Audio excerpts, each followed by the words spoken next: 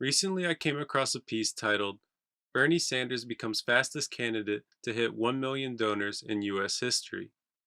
Specifically, the author of the piece explained that Bernie Sanders has reached the milestone of 1 million individual donors faster than any political candidate in American history, his campaign announced Wednesday. Campaign manager Faz Shakir said the following in a statement. Our strength is in numbers, and that is why Bernie Sanders is the only candidate who is able to say his campaign will rely on grassroots funding in both the primary and against Donald Trump.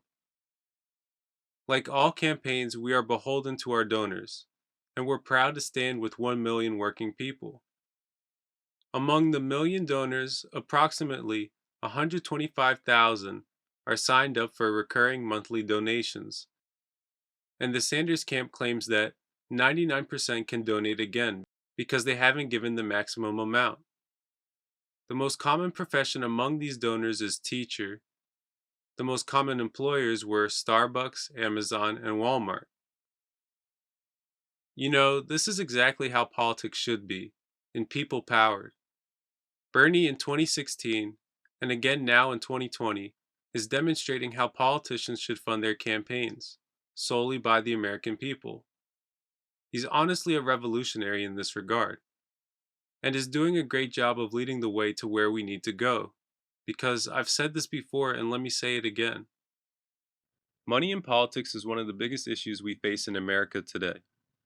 It has made it so the wealthy can buy politicians and elections. And unfortunately, they do. A lot.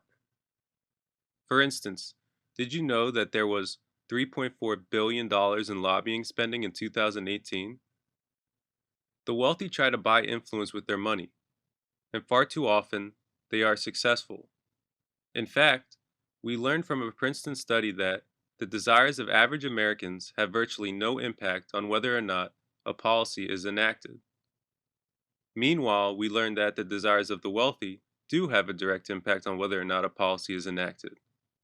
To exemplify, according to the study, ideally, if 0% of people wanted a policy to be enacted, it'd have a 0% chance of getting enacted. If 40% wanted a policy to be enacted, it'd have a 40% chance of being enacted, and so on and so on. So the resulting line, when charted out, ideally would move in an upward right direction. But the line of the average Americans does not do that. In fact, the line hardly deviates at all. In truth, according to the study, the desires of average Americans have virtually no impact on whether or not a policy is enacted. Meanwhile, the resulting line for economic elites, when charted out, does move in the general direction of the ideal, demonstrating that the desires of the wealthy do have a direct impact on whether or not a policy is enacted. And I think there is no greater demonstration of this, the power of money in politics, than the gross levels of income and wealth inequality in this country. Over the past 4 decades, the middle and working class of this country have seen a massive amount of their wealth get transferred to the people in this country that don't need it, and the wealthiest people in this country. And it isn't right. And unfortunately, people are really struggling as a result. We need to get money out of politics, and we need to create a government that works for all of us and not just the wealthy.